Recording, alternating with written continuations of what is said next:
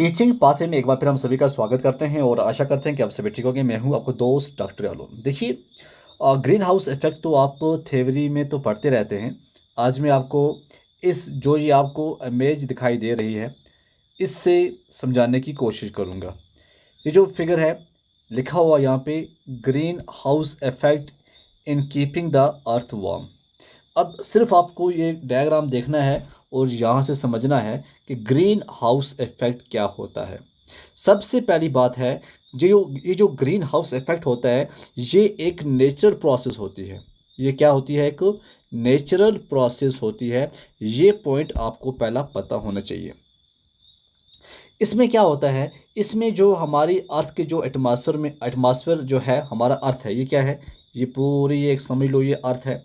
और ये जो है, ये एरिया, ये क्या है? ये एटमॉस्फेयर है। ये क्या है? ये एटमॉस्फेयर है। यहाँ पे शो कर रहा है, यहाँ पे पूरा एटमॉस्फेयर है। अब इस एटमॉस्फेयर में कार्बन डाइऑक्साइड भी है। ठीक है, थोड़ा मैं आपको समझा रहा हूँ। यहाँ पे कार्बन डाइऑक्साइड भी है, यहाँ पे मीथेन जिसे हम बोलते हैं CH4, यहाँ पे मीथेन भी है, और यहाँ पे वाटर वेपर्स भी हैं।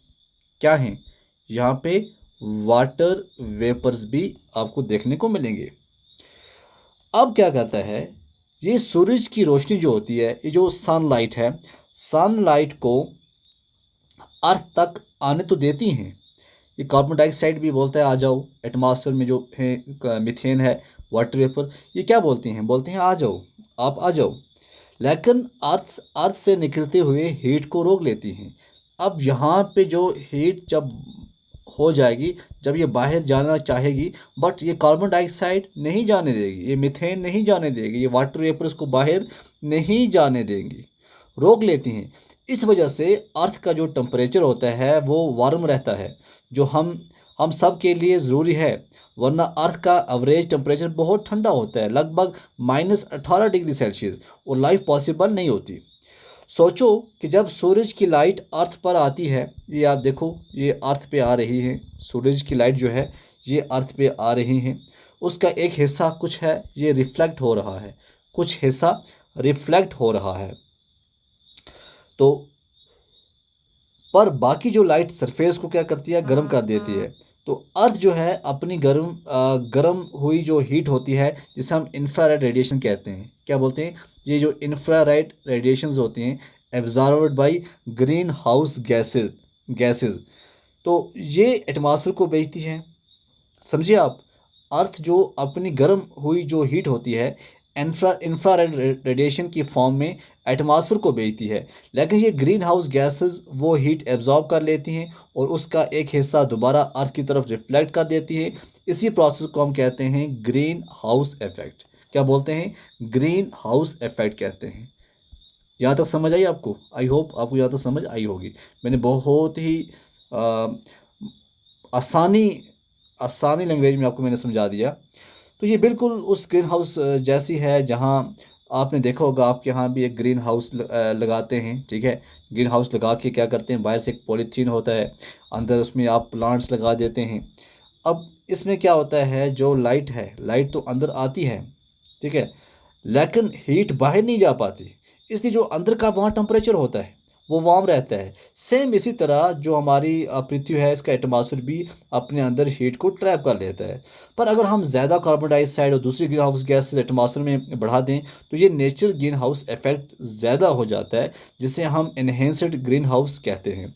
तो इसी अर्थ का टेम्परेचर बढ़ता है, जिस ग्लोबल वार्मिंग कहते हैं। और ग्लोबल वार्मिंग की वजह से क्लाइमेट चेंज, ग्लेशियर्स का पिघलना, सी लेवल का बढ़ना, और एक्सट्रीम वेदर इवेंट्स जो हैं जैसे फ्लड्स और ड्रॉट्स बढ़ जाते हैं। ठीक है, इसलिए हमें अपने जो कार्बन फुटप्रिंट्स को कम करना चाहिए, जैसे कि पेड़ लगाने चाहिए, फॉसिल फ्यूल का कम इस्तेमाल करना चाहिए, और पोल्यूशन कंट्रोल करना चाहिए।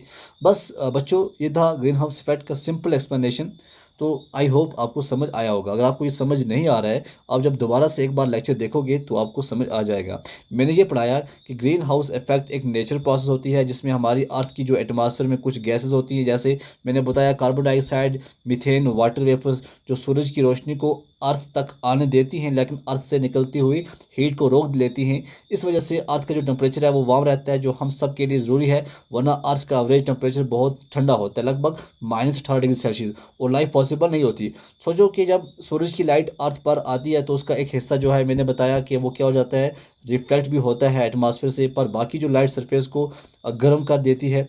अर्थ अर्थ अपनी गर्म हुई जो हीट है, इंफ्रारेड रेडिएशंस, मैंने बताया आपको, ये है सोलर रेडिएशंस, ये है infra radiations absorb by green house. तो ये क्या होता है, जो इंफ्रारेड रेडिएशन की फॉर्म में एटमॉस्फेयर को भेजता है, लेकिन ये ग्रीन हाउस गैसेस वो हीट एब्जॉर्ब कर लेती हैं और उसका एक हिस्सा दोबारा अर्थ तक जो है वो पहुंचाती हैं, जिससे क्या होता है, इसी प्रोसेस को हम कहते हैं ग्रीन हाउस इफेक्ट। ठीक है, तो ये बिल्कुल उस ग्रीन हाउस जैसे आपको मैंने बताया कि किस तरह से हम क्या कुछ करते हैं। तो ये था आज के बारे में ग्रीन हाउस इफेक्ट के बारे में।